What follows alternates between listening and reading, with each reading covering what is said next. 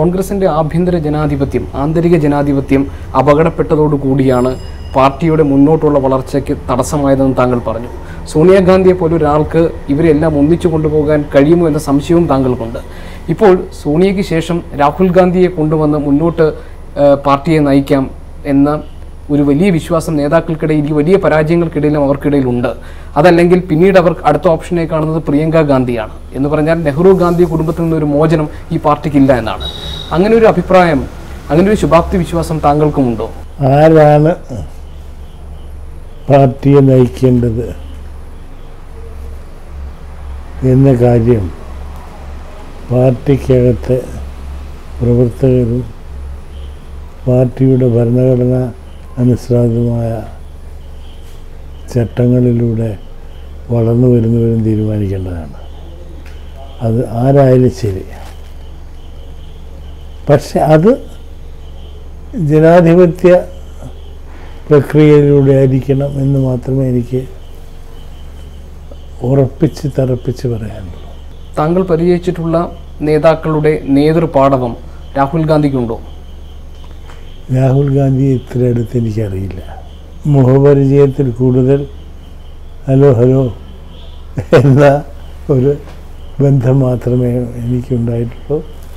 രാഹുൽ ഗാന്ധിയുടെ ചില സുഹൃത്തുക്കളായിട്ട് എനിക്ക് പരിചയമുണ്ട്. അവർ പറഞ്ഞു കേട്ട കാര്യങ്ങൾ അറിയാമെന്നല്ലാതെ നേരിട്ടൊരു പരിചയം ഉണ്ടായിട്ടില്ല. അത് പരിചയമുള്ള അധിക പേര് കോൺഗ്രസ്സിലുണ്ടെന്ന് തോന്നിയില്ല എനിക്ക്. നരേന്ദ്രമോദിയുടെ അധികാരത്തെയും അദ്ദേഹത്തിൻ്റെ ഭരണത്തെയും എങ്ങനെ കാണുന്നു ഈ നാളുകൾ? വളരെ ചുരുങ്ങിയ ഒരു കാലഘട്ടത്തെ ആയിട്ടുള്ളൂ, മാസങ്ങൾ, ദിവസങ്ങൾ. അതുകൊണ്ട് ആ ചുരുങ്ങിയ കാലഘട്ടത്തെക്കുറിച്ച് ഒരു അടിസ്ഥാനമാക്കി അദ്ദേഹത്തിൻ്റെ ഭരണം വിലയിരുത്തുന്നത് ശരിയായിരിക്കില്ല. അദ്ദേഹം എങ്ങനെ ഈ സ്ഥാനത്തെത്തി എന്ന കാര്യത്തെക്കുറിച്ച് കോൺഗ്രസ്സുകാർ കൂടുതൽ ഗവേഷണം നടത്തേണ്ടതുണ്ട്. 1971 വടകര ലോക്സഭാ മണ്ഡലത്തിൽ ലീലാ ദാമോദര മേനോന് വേണ്ടി സ്ഥാനാർത്ഥിയാകാൻ വേണ്ട എല്ലാ ഒരുക്കങ്ങളും ഇവിടെ തയ്യാറായി കഴിയുമ്പോഴാണ് AICC ശ്രീ KP ഉണ്ണികൃഷ്ണനെ സ്ഥാനാർത്ഥിയായി പ്രഖ്യാപിക്കുന്നത്. KPCC കൊടുത്ത ലിസ്റ്റിലെ മറ്റെല്ലാവരെയും അംഗീകരിക്കുകയും ഒരൊറ്റ സ്ഥാനാർത്ഥി, ഒരു മാറ്റം മാത്രം വരുത്തി താങ്കൾ ഇവിടെ കൊണ്ടുവരികയും ചെയ്യുന്നു. യാദൃശ്ചികതയാണ്, അന്ന് പുറത്തിറങ്ങിയ ദിനപത്രങ്ങളിൽ മറ്റൊരു വാർത്ത കൂടി ഉണ്ടായിരുന്നു. VM സുധീരൻ KSUവിൻ്റെ സംസ്ഥാന പ്രസിഡന്റായി തിരഞ്ഞെടുക്കപ്പെട്ടു എന്ന വാർത്ത. ഇന്ന് വർഷങ്ങൾക്കിപ്പുറം താങ്കൾ എങ്ങനെയാണോ സ്ഥാനാർത്ഥിയായത് സമാനമായ രീതിയിലാണ് KPCC അധ്യക്ഷ സ്ഥാനത്തേക്ക് VM സുധീരൻ വരുന്നത്. AICC കൊണ്ടുവരുന്നു ഹൈക്കമാൻഡിൻ്റെ നോമിനിയായിട്ട്. സംസ്ഥാന നേതൃത്വത്തിന് തെറ്റ് പറ്റുമ്പോഴാണോ ഹൈക്കമാൻഡ് ഇങ്ങനെ ഇടപെട്ട് കാര്യങ്ങൾ ശരിയാക്കുന്നത്? അങ്ങനെ ഒരു അഭിപ്രായം ഇപ്പോഴത്തെ സാഹചര്യത്തിൽ നിന്നുകൊണ്ട് താങ്കൾക്കുണ്ടോ? ഞാൻ അത്തരം ഒരു അഭിപ്രായം പറയുന്നത് ശരിയായിരിക്കില്ല. എന്ത് പശ്ചാത്തലത്തിലാണ് അദ്ദേഹം ഇന്ന് പ്രസിഡൻ്റായത് എന്ന് എനിക്കറിയില്ല.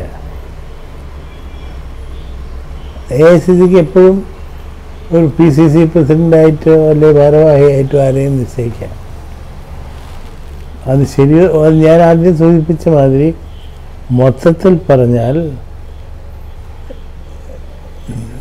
കോൺഗ്രസ് ജനാധിപത്യവൽക്കരണത്തിലേക്ക് തിരിച്ചു പോകണം എന്നാണ് എൻ്റെ ശക്തമായ അഭിപ്രായം.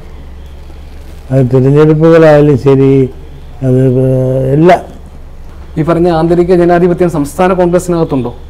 അഖിലേന്ത്യാ കോൺഗ്രസ് പ്രസ്ഥാനത്തിൽ ഇല്ലാത്തൊന്ന് ഒരു പ്രത്യേക സംസ്ഥാനത്തിൽ ഉണ്ടാവുമോ?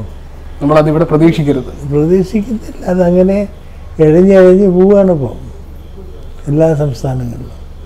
ഡൽഹിയിൽ 3-4 വർഷം പത്രപ്രവർത്തകനായി നിന്ന ശേഷമാണ് താങ്കളുടെ രാഷ്ട്രീയ രംഗപ്രവേശം. ഞാൻ പറയുന്നത് അതിനു മുൻപ് താങ്കൾ AICC അംഗമായിരുന്നു മുംബൈയിൽ, ഞാൻ വിസ്മരിക്കുന്നില്ല. അതിനുശേഷം താങ്കളുടെ സജീവമായ രാഷ്ട്രീയ പ്രവേശം, സംഭവബഹുലമായ ഒരു രാഷ്ട്രീയ ജീവിതം ശ്രീ ഉണ്ണികൃഷ്ണന് തുടക്കത്തിലുണ്ടായി, സജീവത നിറഞ്ഞത്.